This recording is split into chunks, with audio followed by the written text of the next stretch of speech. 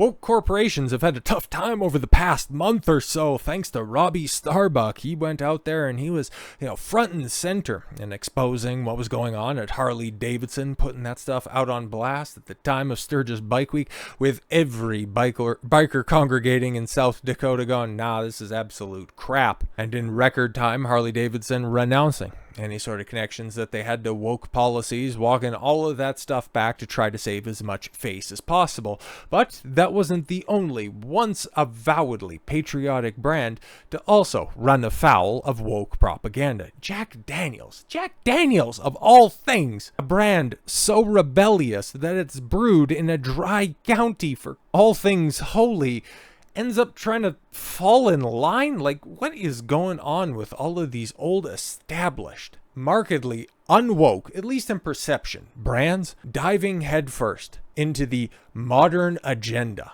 But shout out to Robby for exposing this, because Jack Daniels renounces woke agenda, latest iconic brand to bring sanity back to business. Now, this is one instance that was killed in the crib before it could really do some high-profile damage. Jack Daniels has taken a stiff shot of sanity. Warrior against woke. Robby Starbuck claimed on Wednesday night after telling Fox News Digital that he had his sights set on another iconic brand. Big news! The movie-making activist posted on X, the next company we are set to expose was Jack Daniels.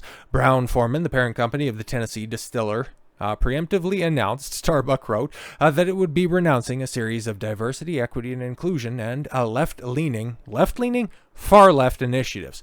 Among them, he wrote, are these: ending participating in the Human Rights Campaign, the HRC. Keep a pin in that; it will be important later. Corporate Equality Index, social credit system, executive and employee bonus goals are tied to business performance, not DEI. An end to quantitative workforce and supplier diversity ambitions, cutting woke trainings. Well, yeah, of course, because you're selling whiskey, not ideology. Like, what are you guys doing? Jack Daniels is the latest in a growing list of iconic U.S. brands to rid itself of what have been proven to be toxic woke programs.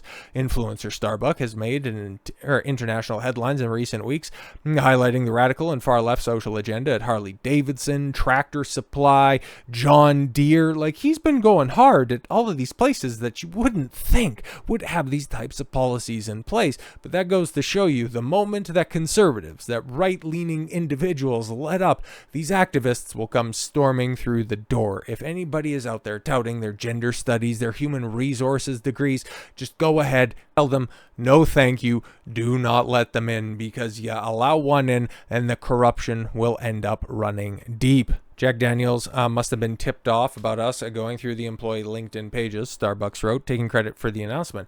With his eye on corporate America, Starbuck has been forced to expose the social agendas of both John Deere, Tractor Supply Co., as well as Harley Davidson, forcing all three landmark American brands to renounce their leftist initiatives.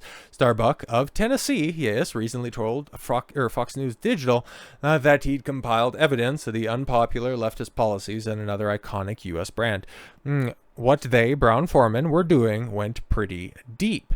We're talking company drag shows and promoting every single possible conceivable sexual identity, things that do not align with their customer base. Yeah, exactly. Traditionally speaking, like, I'm sure those freaks probably enjoy a shot of Jack. Just probably not drinking it in the conventional sense. Probably involves a butt bong or two. But you think of somebody who enjoys Jack Daniels, you don't really think of a rainbow-haired weirdo. I don't think I'm stepping out on a limb with that declaration. We launched our diversity and inclusion strategy in 2019. Brown-Forman's executive leadership wrote on Wednesday in a letter to employees in 2019. That's interesting.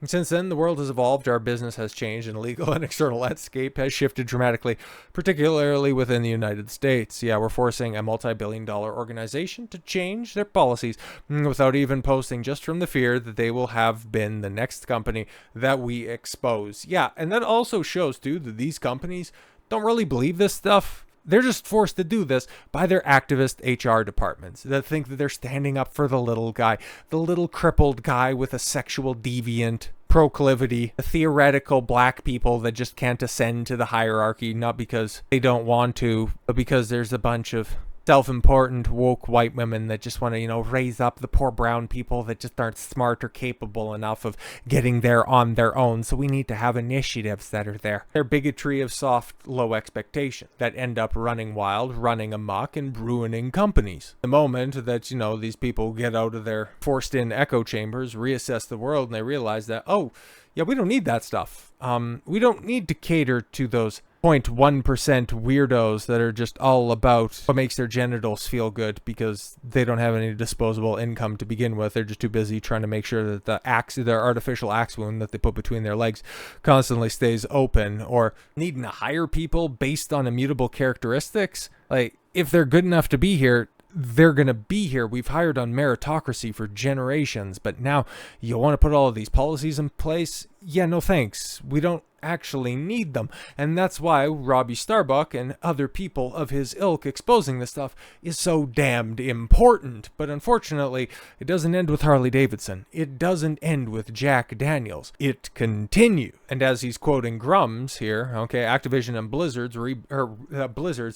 rebrands DEI as companies flee the label and downplay DEI and ESG, changing from DEI policies to inclusive growth policies. So these people, yeah, they're learning. They're also getting creepier, but they are going down with the ship. Blizzard, Activision, Microsoft, that's their parent company, right? Like, they're just, they're tweaking a little bit of the language. There are some companies that are just going to be dyed-in-the-wall zealots for the cause.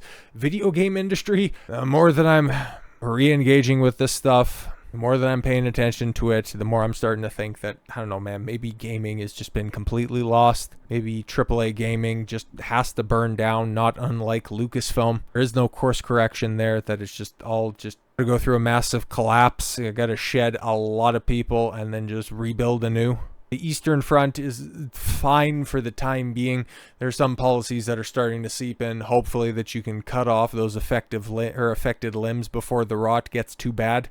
Gaming, man, especially in the West, it could just be completely done, right? But as Starbuck is pointing out, maybe there is reason for hope. Okay, we're effectively making DI toxic, and they will do the same with the many ridiculous terms these idiots will make up to replace it with. It's a DI far left ideology that we will defeat, not just the term. And yeah, I love the enthusiasm, because every once in a while you see some stories, or at least consecutive stories, and it gets you a little bit closer to the black pill. Still not going to take it, though. At the end of the day, I'm still going to be optimistic that things can turn around in my lifetime. In the near term, no, there's going to be a lot of fighting. But when you see the reactions of Tractor Supply, of John Deere, of Harley Davidson, of Jack Daniels, you can see that there's hope out there. And then especially when it continues with Lowe's, a hardware supply store. Okay, that was going to be another big company getting exposed, but they ended up employing the Jack Daniels strategy of, you know what, we'll see ourselves out before you have the opportunity to put us on blast. We've seen what happened to Harley.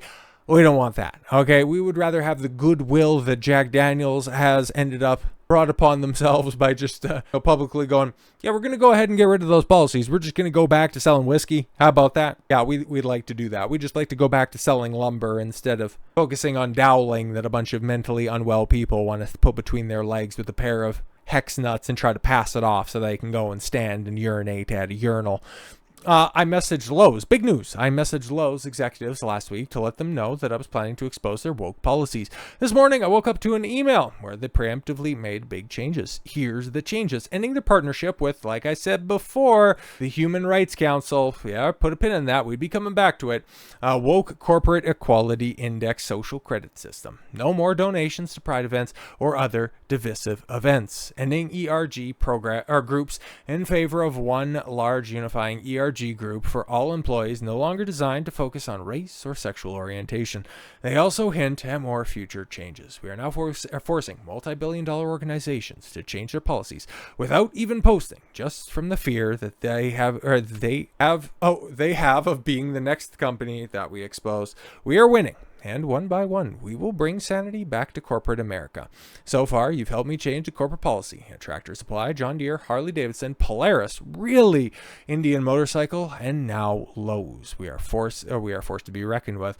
If you love what we're doing, yes, subscribe to X for $5 a month. Help to help fund our growing team, because yeah, he kind of like not too dissimilar to what James O'Keefe is doing. Like, he's getting his sources, okay, getting his information, he's sending his people out on the grounds, and shout out to him for that, because he is legitimately making a difference. And so are you, for watching this video, for getting this information, for being able to spot out the different policies, maybe at the places that you work, or maybe at the places that you frequent and want to patron, because allowing this stuff to stand reinforces these bad ideas, and allowing that to continue, man, just is not conducive to a healthy society. So the moment that we can snuff out stuff like this, the moment we can, I don't know, cultivate a new normal, because there's no going back, okay? There is no pendulum that shifts back. This is simply a straight ahead course. That's the one thing that progressives have right. Future is a straight line, and we're quickly barreling towards the finish line. But that finish line that we're looking at on a progressive, or through a progressive lens, drives us straight off a cliff. We have a point. We have a chance to go ahead and course correct, so that, yeah, we can continue on into the future in a healthy and productive way. And as people like Robby Starbuck, like James O'Keefe, that are out there making a difference, you watching the video, getting informed, and participating, by not participating with these companies engaged in these policies, you're making the difference. You're being a force for good in the world. I'm just happy to deliver the information. So with all that said, thank you all very much for the gift of your time. I've been Don Consuelo. I want you to follow your gut and get after it. Take care, everyone.